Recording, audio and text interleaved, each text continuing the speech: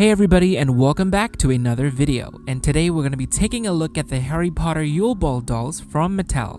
And before we start, I'm Chaymie and I like to make toy videos here on my channel, so make sure you like, subscribe, and ring the notification bell if you would like to stay tuned for more toy video content. So originally I wasn't planning on getting them this soon, but I accidentally came across them in stock on a local toy store here, and that never happens. And they were like only $30 each. And Hermione alone is already worth it because Hermione goes for around $60 all the way up to $90 on eBay these days. I flew powdered my way to the store the very next day and grabbed them up. Now enough talking and let's get to the dolls. Their packaging is kind of budgety but also still nice. On the top it says Yule Ball with individual character names.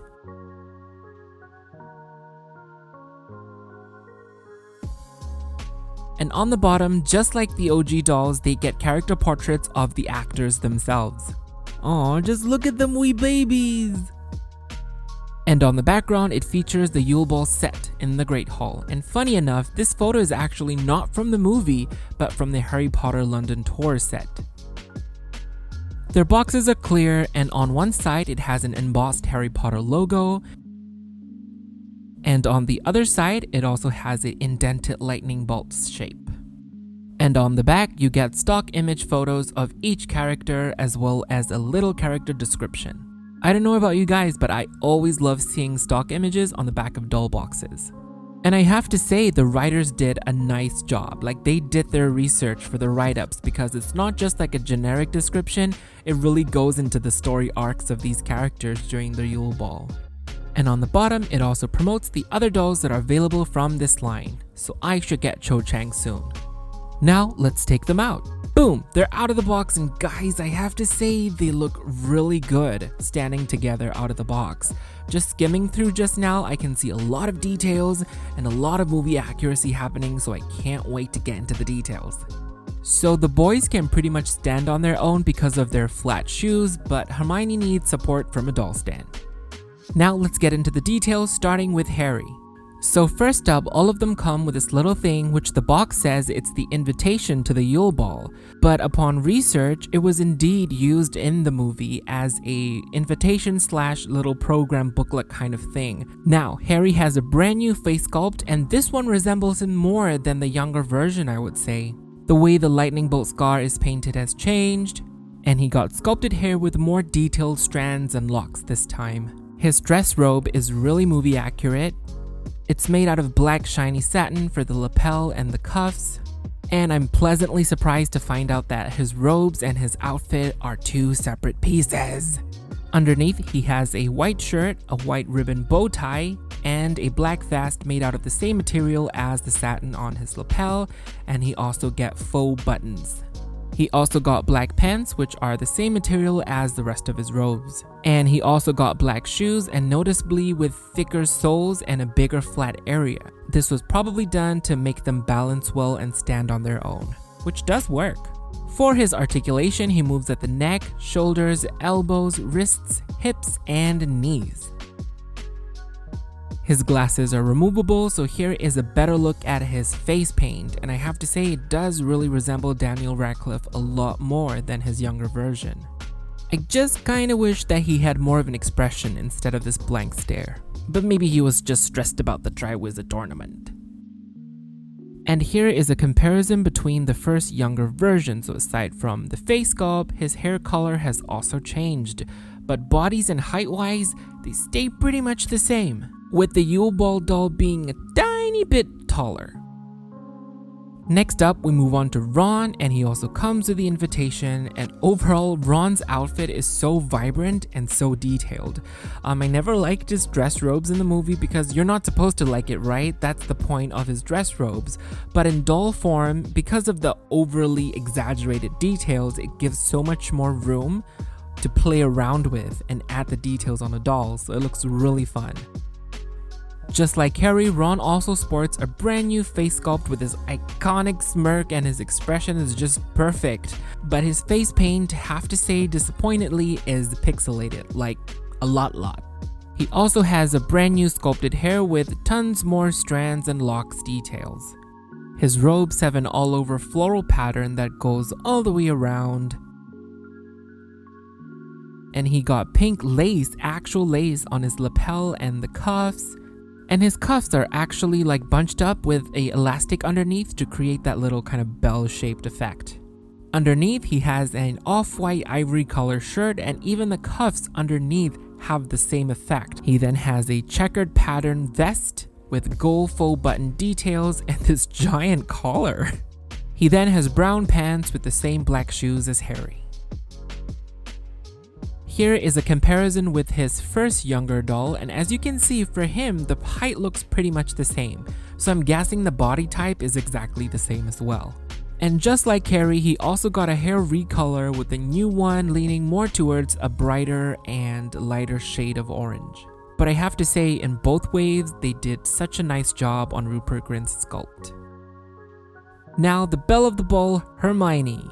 And I love the subtle change that they did in terms of the silhouette of the dress. In the movie, the dress was almost like a pencil skirt and goes straight down. But I love that for the doll, they kind of gave her a more traditional ball gown kind of silhouette that spreads out, which I really appreciate. She also got a new face sculpt in the likeness of Emma Watson. I really like that they even captured her signature smirk kind of smile. She got little flower stud earrings. Her hair is pretty much gelled. She got some tendrils falling on either side of her face, and then along with her bangs, she has the rest of her hair pulled back into a ponytail, which is then gelled and flipped and curled to try to form that overall bun shape. Although I have to say, the one that's on top of her head just looks like she has a loaf of bread on her head. So just like the boys, her dress is also faithfully recreated in doll form, so she got these little sheer flaps on her shoulders, a little ribbon belt. Her dress is made to look like an ombre effect, but it's just an illusion because it's stitched together with two different colored fabrics, but they're kind of hidden by these sheer little flaps that goes along on the sides. But I really do appreciate them trying to create that effect of folds and ruffles in the dress so it looks like it's lush and big. And finally, she got pink heels. They're kind of basic, and I'm not sure, but I feel like I've seen these molds before. Maybe Ever After High, Monster High? And when you take off the shoes, her feet molds are actually very similar to Ever After High. And one more cool thing is that without the stand, her dress is actually longer than her. So when you put her like this, it creates that kind of train effect around her, which I really like. And here is a comparison between baby Hermione. So Hermione obviously got a height upgrade because the new doll is now in the tippy toe position wearing heels, whereas the old one had flat feet and wearing flat shoes. So the new height essentially makes Hermione the same height as the boys. And here is just a quick look between their face sculpts. I love the open mouth smile on the younger one and also like the smirk on the newer one. Now, I think I kind of understand Mattel keeping the heights the same between the younger dolls and the obviously older dolls. Because even though they are aged in Yule Ball and Goblet of Fire, they're still essentially teenagers and kids. And the adults in the Harry Potter line, aka Dumbledore and McGonagall here, are in the usual Barbie and Ken 12-inch sizes. So if they were to make the kids bigger, they would end up being the same height as the adults, and hence they would have to make the adults bigger, which would be off scale already. So in that kind of sense, I can understand it. But eventually, I hope Mattel would make their Deathly Hallows versions in the usual Barbie and Ken sizes. So overall, my thoughts on the Yule Ball dolls. Fantastic, like the first wave. The details are insane for a playline in this day and age, and I'm not sure why they do this, you know, like maybe because this is a licensed product, so maybe they needed to splurge out more budget to get Warner Brothers approval or meet their standards and whatnot, because they don't do that much in their own like flagship in-house products like Barbie playlines. You know, they kind of cost around the same, but they're not as detailed as these dolls. They may be playline, but I definitely see them as collectibles for adults as well, based on how well they're made. So whether you're a doll collector or just a Harry Potter collector, I definitely recommend that you collect them if you get the chance. They're really well made and such a nice addition to your collection. I know Toner Dolls have made lots of amazing Harry Potter dolls, but they're rather expensive. But I guess these provide a nice, affordable, and easy way to collect these dolls in these looks if you're looking for them.